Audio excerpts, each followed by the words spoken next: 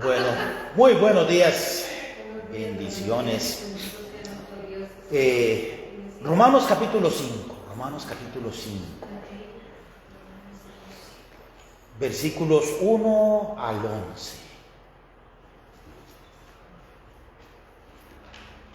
Dos palabras que me llaman mucho la atención de este pasaje, Romanos capítulo 5, versículos 1 al 11, y ahorita lo vamos a ir escudriñando. La palabra escudriñar significa buscar minuciosamente. Entonces, Romanos capítulo 5, versículos 1 al 11. Hay dos palabras que me llaman mucho la atención. La palabra en el versículo 1, justificado, y también la palabra reconciliado o reconciliar. Entonces, muy bienvenidos, gracias a ustedes los que nos están acompañando, que dicha que Facebook no me canceló esta vez, tampoco, pero Romanos capítulo 5, versículos 1 al 11, dice así la palabra del Señor. Justificados pues por la fe tenemos paz para con Dios por medio de nuestro Señor Jesucristo. La palabra justificar es una palabra interesante. Es uno que ha recibido los resultados de la justicia, uno que ha sido enderezado.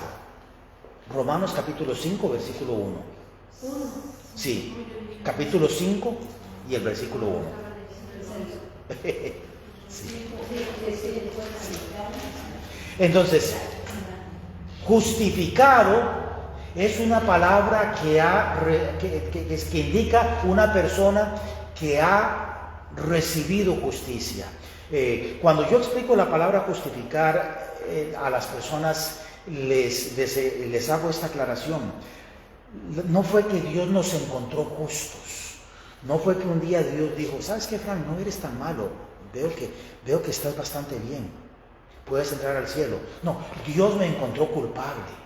Y Dios les encontró a ustedes culpables. Y a ustedes también. Dios les ha encontrado culpables. No hay justo ni a uno, dice la palabra de Dios. Entonces, aquellos que hemos comprendido la obra perfecta de Jesucristo, que literalmente Dios cargó en Cristo el pecado de todos nosotros, cuando nosotros por la fe aceptamos ese trueque. Dios, aquí están mis pecados. Dios nos dice, y yo te hago justicia mía en Cristo Jesús. Qué trueque, qué permuta, qué cambio más hermoso para nosotros, pero qué difícil para Jesús.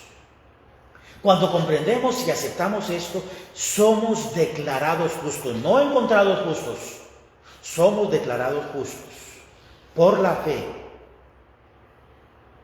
Y una vez que esto suceda, comprendemos que ya tenemos paz para con Dios por medio de nuestro Señor Jesucristo. Ya tenemos paz para con Dios. Tenemos paz con Dios. Ya Dios no es nuestro enemigo. Ya no somos solamente criaturas de Dios. Somos hijos de Dios. Solamente por haber creído. Por haber aceptado ese regalo, ese perdón hermoso. En Filipenses capítulo 4, no tienen que buscarlo, pero se los voy a decir, Filipenses capítulo 4, versículo 7, nos habla de otro aspecto de la paz.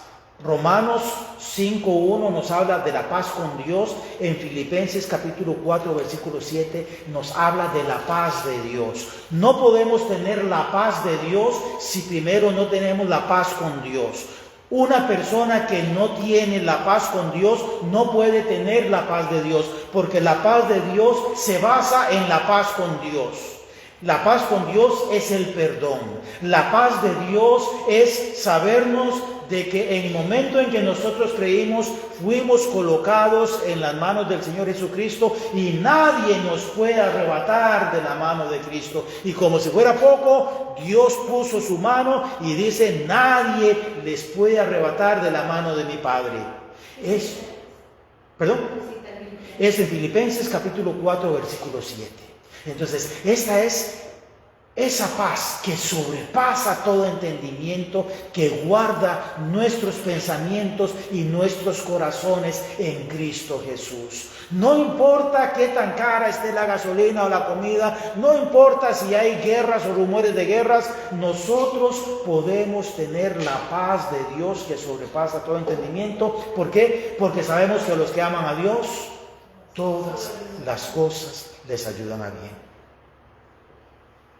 Versículo 2 dice: por quien también tenemos entrada por la fe a esta gracia en la cual estamos firmes y nos gloriamos en la esperanza de la gloria de Dios.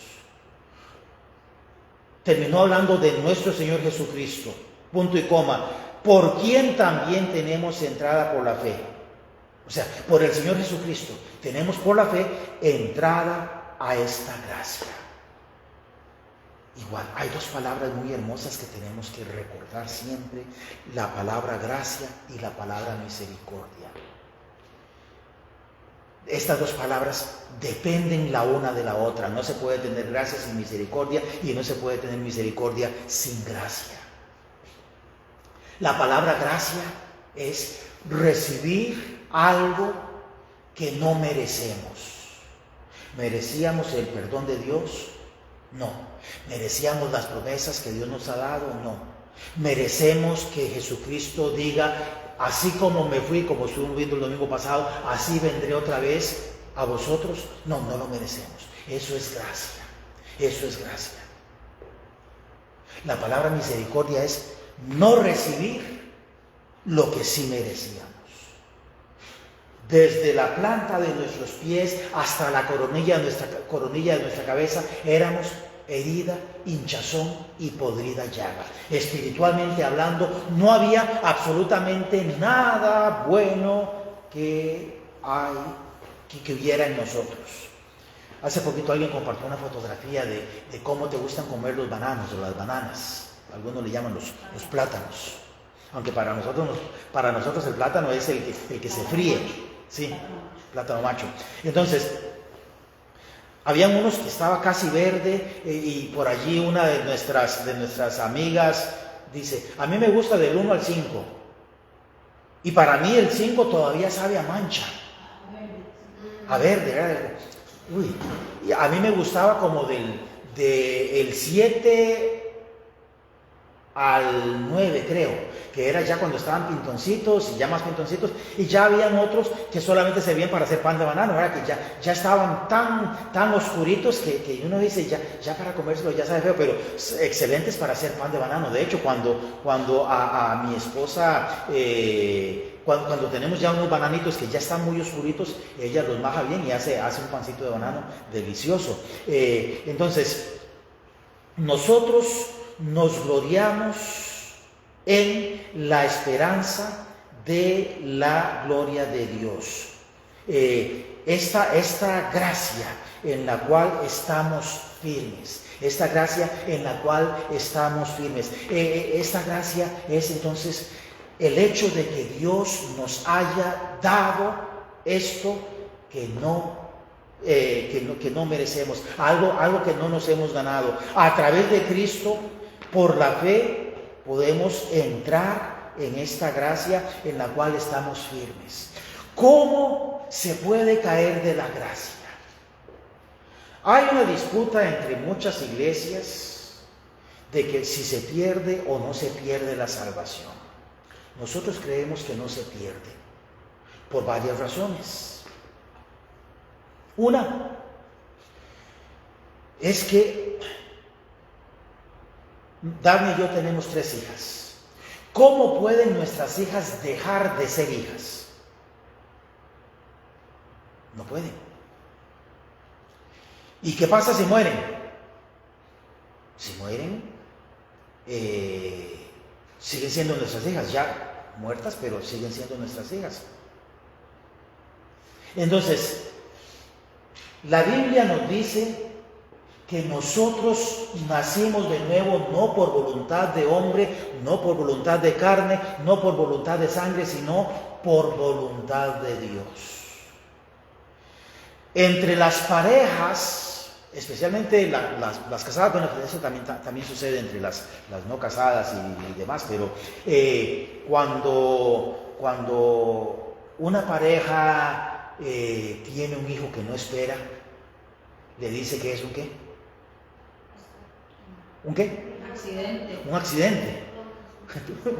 Este fue un accidente, sin planear. Este no lo estábamos planeando. Yo tengo mi hermana mayor y mi hermano, el que le sigue, tienen menos de un año de diferencia. Cuando nosotros estábamos pequeñitos, para nosotros no existía nada, pero posteriormente nos dimos cuenta de que fue no planeado. No estaban esperando quedar embarazados tan pronto. Entre mi hermano mayor, el hermano mayor, el que está antes que yo, y yo, hay 2 años. Y entre mi hermano Marco, que es el que me sigue, hay 1 año y 8 meses. Pero entre ellos era como 9 meses, 11 meses, algo así. 3 meses. Sí, a los 3 meses quedó embarazada. Entonces, Dios, hermanos, no comete Dios no comete accidentes. Dios no dice, ay, me nació este hijo aquí y yo no lo esperaba. No, ningún cristiano nace por accidente. Nace no por voluntad de hombre. No es un ganador de almas o una ganadora de almas. Yo voy a ir y no voy a regresar a la casa hasta que no gane un alma para Jesucristo, porque nosotros no ganamos las almas. Nosotros presentamos el Evangelio a las personas y el Espíritu Santo es el que debe de encargarse de convencerlas de pecado, de justicia y de juicio. De pecado por cuanto no creen en mí. Entonces el Espíritu Santo es el que se encarga y nos utiliza a nosotros como mensajeros del Evangelio para que estas personas se conviertan. Pero no hay entre los millones de personas que han nacido de nuevo, no hay ni uno solo que haya nacido por accidente. También dice la palabra de Dios que aquellos que hemos nacido de nuevo, nuestro nombre ha sido escrito en el libro de la vida. También dice la palabra de Dios que aquellos que hemos nacido de nuevo hemos sido sellados con el Espíritu Santo para el día de la redención. También dice la palabra de Dios que Jesucristo con una sola ofrenda hizo perfectos para siempre a los santificados. ¿Cuánto dura para siempre? Para siempre. Si para siempre dura 2 años, no es para siempre. Si para siempre dura 10 años, no es para siempre. En el momento en que nosotros fuimos hechos justicia de Dios en Cristo Jesús, fuimos hechos perfectos para siempre. Perfectos físicamente quiere decir que ya no vamos a tener malos pensamientos, ni malas palabras, ni vamos a tener envidias, ni enojos, ni demás. No es perfectos físicamente, es perfectos espiritualmente. Que estábamos muertos en delitos y pecados y fuimos vivificados en el nombre de Jesús, hechos hijos de Dios para siempre. Para los que se acaban de conectar, que veo aquí que hay 2 personas, muchísimas gracias por acompañarnos. Estamos en Romanos capítulo 5, versículos 1 y 2. Ahora estamos empezando entonces en el versículo 3. Y no solo esto, no solamente nos gloriamos en la esperanza de la gloria de Dios, de esta gracia inmerecida, no solamente esto, sino que también nos gloriamos en las tribulaciones. Qué difícil es gloriarse cuando las cosas andan mal. Qué difícil es decir, Señor, te doy la gloria y la honra porque perdí el trabajo. Señor, te doy la honra y la gloria por este accidente que tuve. Señor, te doy la honra y la gloria por esta enfermedad mía o de un ser querido. Qué difícil es darle gloria a Dios en los tiempos difíciles. Pero Pablo decía, No solamente le doy gloria a Dios por esta gracia en la cual estoy firme, también le doy gloria a Dios por las tribulaciones. ¿Por qué? Porque la tribulación produce paciencia. Hay un chiste entre los predicadores y que muchas veces hemos compartido, quizás ustedes lo han oído, no pidamos paciencia, porque la paciencia viene a través de la tribulación. Entonces dicen, pidamos mansedumbre, porque la mansedumbre no necesariamente viene por la tribulación, pero recuerdo que muchos papás, ¡ay, Dios, dame paciencia! Y el chiquillo o la chiquilla quiebra un plato. ¡Ay, Dios, te estoy pidiendo paciencia! Y por allá, un florero. Y sí, la tribulación es la que produce paciencia. Sabiendo entonces que la tribulación produce paciencia. Y la paciencia prueba. Tenemos que ser probados. Y la prueba, esperanza. Yo me reúno casi todos los domingos, ya tenemos como unos 6 meses de estarnos reuniendo con un grupito de jóvenes adultos. Es en inglés, es de jóvenes adultos. Hablamos sobre diferentes aspectos. Hace un tiempito estuvimos hablando acerca del movimiento woke en inglés, ¿verdad? Que es despertarse, pero es un despertar hacia las cosas malas y hacia aceptar todo lo que las personas quieran creer, por lo que quieran creer. Ahora estaba oyendo a un comentarista que le dice, ¿eres feminista? Sí, soy feminista. Y defíneme mujer. Mujer es cualquier individuo que se identifique como mujer. Y mujer fluida, bueno, es un hombre que ahorita en este momento se quiere identificar como mujer, pero dentro de 5 minutos, como es fluido, se puede identificar como hombre.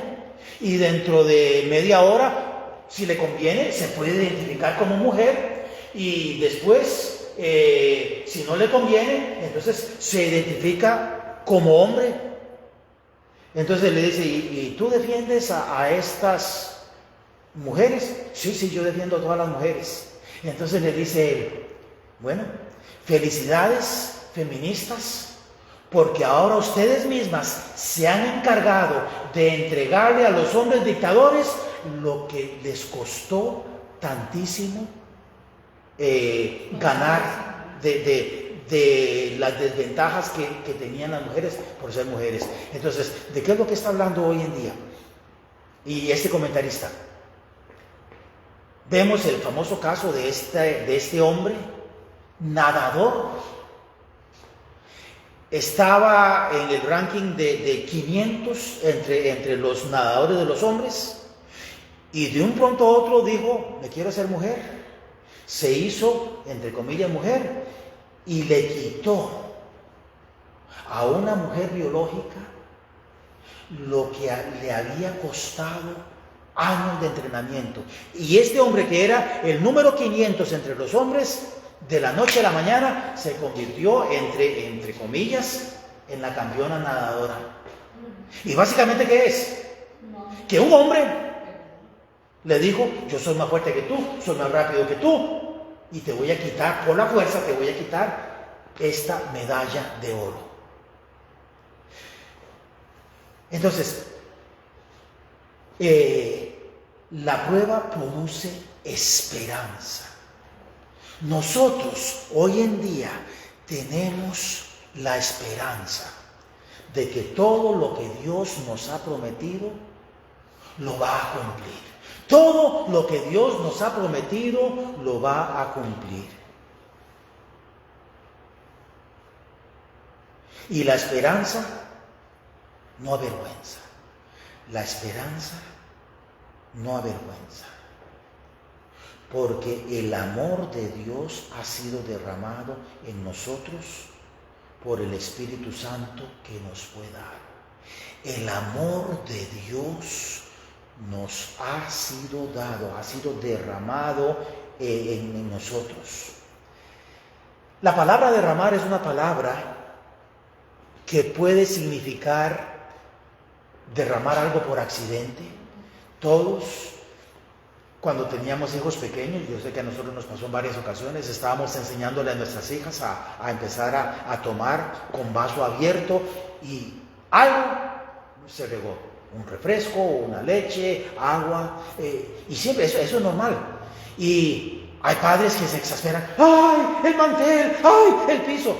Eso es parte normal de la vida. De hecho, no hay forma en que podamos entrenar a nuestros hijos a que tomen de vaso abierto sin que se les regue por los lados y que se les ensucie la camisita o la blusita y el piso y el mantel.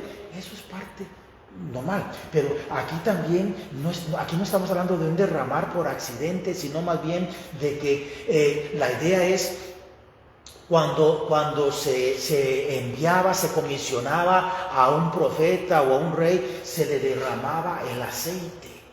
A propósito, se le derramaba el aceite para que quedara esta persona ungida. Esta es la idea aquí. Dios no fue que derramó accidentalmente este amor sobre nosotros, sino que a propósito, con un designio, con un plan específico para cada uno de nosotros, Dios nos tomó en amor y vertió sobre nosotros a propósito todo su amor a través del Espíritu Santo que nos ha sido dado. Dios vertió todo su amor. Hablando repasando el asunto de que si la salvación se pierde o no, Judas se perdió porque era el hijo de perdición. Nunca aceptó a Jesucristo. Él fue de esos que anduvo cerca de Jesús, oyó a Jesús, pero nunca se entregó a Jesús. El hombre que le quitó su mujer a un campesino y la hizo su mujer y le nació un hijo, creo que fue Moisés. No, fue David. Fue David y luego le dijo a Dios, devuélveme tu espíritu, por favor. Y Sí. él que lo había perdido. Sí. Él le pidió dos cosas. Le dijo, devuélveme el gozo de tu salvación. No le dijo, devuélveme tu salvación. Devuélveme el gozo de tu salvación. Dios lo castigó severamente. Había perdido el gozo de la salvación. Y sí, el cristiano no puede perder la salvación, pero sí puede perder el gozo de la salvación.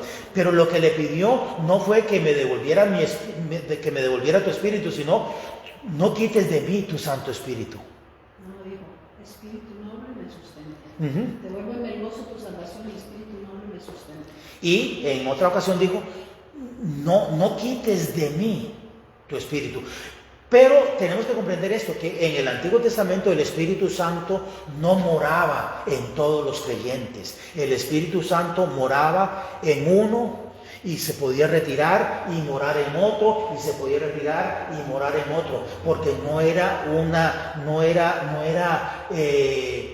una morada permanente, sino que podía ser que iba y caía sobre una persona para un propósito específico, o si una persona caía en pecado, el Espíritu Santo se retiraba de esta persona. Hoy en día nosotros no, nosotros fuimos sellados con el Espíritu Santo. Hoy en día el Espíritu Santo no nos abandona, sino que nosotros podemos contristar o entristecer al Espíritu Santo. Pero el Espíritu Santo nunca nos deja, porque nosotros somos templo del Espíritu Santo. O dice Pablo, o ignoráis que ya no soy vuestros. Yo ya no me pertenezco a mí. Hermana, ya ustedes ya no se pertenecen a ustedes. Ustedes, si son hijos de Dios, ustedes ya no se pertenecen. Ahora le pertenecemos a Dios, porque el Espíritu Santo mora dentro de nosotros. Entonces continuamos. Dios nos tomó a nosotros y derramó a propósito. Derramó a propósito en nosotros, en nuestros corazones, esta esperanza y este amor por el Espíritu Santo. En Romanos capítulo 12, versículo 2, aquí cerquita, Romanos 12, 2 dice, No os conforméis a este siglo, sino transformaos por medio de la renovación de vuestro entendimiento, para que comprobéis cuál sea la buena voluntad de Dios, agradable y perfecta. Nosotros tenemos que permitir esa transformación en nuestro entendimiento, que el Espíritu Santo permitir al Espíritu Santo que cambie nuestra forma de pensar, nuestra forma de ver las cosas. Hablando con estos jóvenes, les decía yo, hemos visto varios temas acerca de esto, diferentes aspectos, pero que permitamos que el Espíritu Santo cambie nuestra forma de ver las cosas. Versículo 6, porque Cristo, cuando aún éramos débiles, a su tiempo murió por los impíos. Cristo, cuando aún éramos débiles, a su tiempo murió por los impíos. La palabra débil, lo que significa es, en el griego significa incapaz de sobrevivir o incapaz de hacer algo, incapaz de salir adelante. Entonces, cuando nosotros éramos incapaces de sobrevivir espiritualmente, cuando éramos incapaces de seguir adelante espiritualmente, Cristo murió a su tiempo. La palabra a su tiempo también nos da la idea de en el tiempo indicado. Cuando nosotros estamos ayudando a los terapeutas físicos a hacer las evaluaciones en las escuelas, una de las cosas que se mide es la coordinación entre los ojos y los músculos. Entonces, si a nosotros nos tiran una pelota, nosotros vemos la velocidad con que la pelota se aproxima y la mano automáticamente empieza a acercarse para atraparla. Hay niños que por naturaleza no tienen una coordinación entre la visión y los músculos. Entonces, tienen sus manitas abiertas, les tiran la pelota les pega en la naricita, obviamente es una pelota suavecita, les pega en la naricita, cae y ellos mueven las manos porque no tienen esa coordinación. La palabra de Dios nos dice que a su tiempo, Jesucristo no murió antes de tiempo o después de tiempo. En el momento indicado, Jesucristo a su tiempo murió por nosotros los impíos. La palabra impío es una palabra fuerte. Es, digámoslo así, como un superlativo. Eso es una palabra que nos indica no solamente una persona pecadora, no solamente una persona que está en contra o que está desobedeciendo la voluntad de Dios. La palabra impío dice literalmente es no solamente un no creyente, sino más bien una persona que no es meramente neutral hacia Dios, sino que está actuando totalmente en contra de Dios. Entonces, hay personas que son religiosas, no son creyentes, pero son religiosas, y como decía Pablo, yo les doy testimonio de que tienen celo de Dios, pero no conforme a ciencia. Pero Pablo antes no era solamente que decía, a mí no me importan los creyentes. Él estaba persiguiendo a los creyentes, torturándolos y hasta estando de acuerdo con su muerte. Era un impío. Entonces, la palabra impío no significa solamente un no creyente, es uno que no es ni siquiera que no le importa a Dios, sino que está en contra de los delineamientos de Dios y de la moral. En el versículo 7 dice, ciertamente apenas morirá alguno por un justo, con todo pudiera ser que alguno osara morir por el bueno. Mas Dios muestra su amor para con nosotros en que siendo aún pecadores, Cristo murió por nosotros. Qué versículo más hermoso. Ese es un versículo que yo me sé de memoria. Y yo les animo a ustedes, apréndanselo de memoria. Ustedes, apréndanselo de memoria. Mas Dios muestra su amor para con nosotros en que siendo aún pecadores, Cristo murió por nosotros. Uno de los truquitos o una de las ideas que nos dieron cuando estábamos en la clase de evangelismo personal era que personalizáramos los versículos. Cuando un versículo se hace general es muy fácil perder parte de lo que nos está hablando, pero pongamos nuestro nombre. Yo voy a poner mi nombre aquí. Mas Dios muestra su amor para con Francisco, en que siendo él aún pecador, Cristo murió por Francisco. Pongan ustedes su nombre. Qué hermoso. Dios me mostró el amor a mí, en que siendo todavía pecador, Cristo murió por mí. ¿Qué significa esto? Hoy en día hay 7,000 millones de habitantes. Si en estos 7,000 millones de habitantes yo hubiera sido el único que hubiera necesitado a Cristo, ¿qué hubiera hecho Cristo? Hubiera venido a morir por mí, porque Dios me amó a mí individualmente. Algunas veces nosotros estamos haciendo actividades. Hace muchos años allá en Roswell estábamos teniendo una actividad de inglés como segundo lenguaje en Lowland.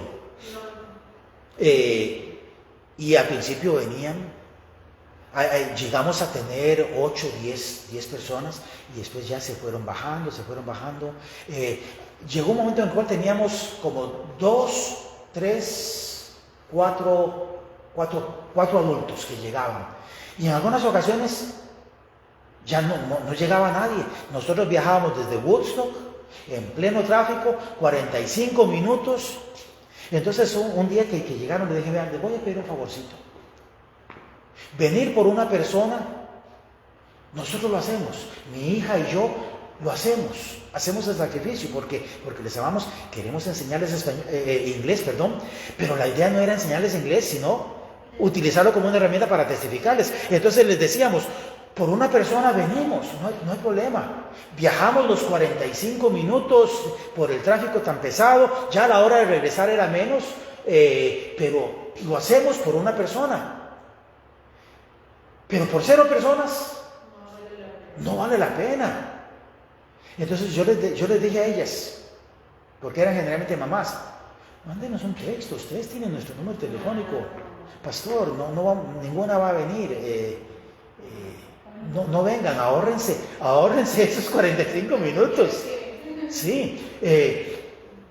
Pero Cristo nos dijo, apenas 1,000 personas me van a aceptar. Yo no voy a ir a la cruz y a que me desvistan, y a que me flagelen, y a que me escupan, y a que me golpeen por 1,000 personas. No, pues, váyanse al infierno.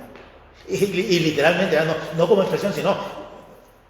No, Dios me amó a mí y les amó a ustedes. Que si hubiéramos sido los únicos que hubiéramos necesitado a Jesucristo, Dios nos amó tanto que Jesucristo hubiera muerto por nosotros. Pues mucho más, estando ya justificados en su sangre, por él seremos salvos de la ira. Ya justificados, ya alabados, ya declarados justos, ya hechos justicia de Dios, vamos a ser salvos de la ira. ¿De cuál ira? Dice Pablo que este mundo está acumulando ira para el día de la ira. Ira para el día de la ira. Y un día la ira de Dios se va a manifestar sobre este mundo. Un día Dios va a empezar a derramar los cáliz de su ira. Se van a empezar a abrir los sellos de su ira. Van a ver las trompetas de su ira y se van a oír los 3 ayes de su ira. La humanidad está acumulando ira para el día de la ira. Pero nosotros, gloria al Señor, hemos sido rescatados de esa ira. Hemos sido salvos de esa ira venidera que va a caer sobre este mundo, sobre todos y cada uno de aquellos que han rehusado creer en Jesucristo. Ya para finalizar, versículos 9 al 11 dice así. 10 y 11. Porque si siendo enemigos, hijos del diablo, hijos de perdición, desde la planta de nuestros pies hasta nuestra coronilla, herida, hinchazón y podrida llaga, si siendo enemigos fuimos reconciliados con Dios por la muerte de su Hijo, mucho más ahora, estando ya reconciliados, seremos salvos por su ira. En otras palabras, si Dios, cuando éramos enemigos, nos quiso salvar de la ira, ¿cuánto más ahora que somos sus hijos no nos va a salvar de la ira venidera? Y no solo esto, sino que también nos gloriamos en Dios por el Señor nuestro Jesucristo, por quien hemos recibido ahora la reconciliación. Finalizo con esta palabra, la palabra reconciliación. La palabra reconciliación o reconciliados tiene la idea de hacer diferente, componer y restaurar. Entonces, yo voy a ser diferente, voy a cambiarlo o cambiarla. Yo voy a componer, está descompuesto. Mi esposa tiene un reloj que recibió como herencia de los abuelos. Lo habíamos pagado a arreglar hace muchos años.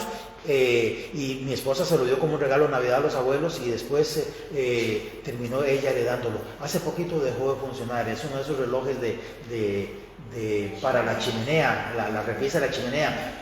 Ahora tenemos que repararlo. Estamos buscando a ver quién nos lo puede reparar. Ya está muy viejito, ya estamos hablando de que tal vez tiene 50 años o tal vez más, 70 años. ¿Qué más? Porque Sí. yo no sé si ese reloj se lo dieron. No tiene más, porque ellos ya lo tenían cuando yo nací, yo creo. Ah, bueno, entonces. Pero no, yo ya tengo 50, no sé cuánto tiene. Sí, entonces puede tener unos 60, 70 años. Entonces, esa es la idea. La palabra reconciliar es hacer diferente, componer, restaurar, arreglar. Nosotros hemos sido arreglados, hemos sido compuestos. La relación que el pecado había destruido entre nosotros y Dios ha sido restaurada. ¿Por quién? Por el único mediador que hay entre Dios y los hombres, Jesucristo, hombre. En esta semana compartamos este mensaje. Justificados y reconciliados.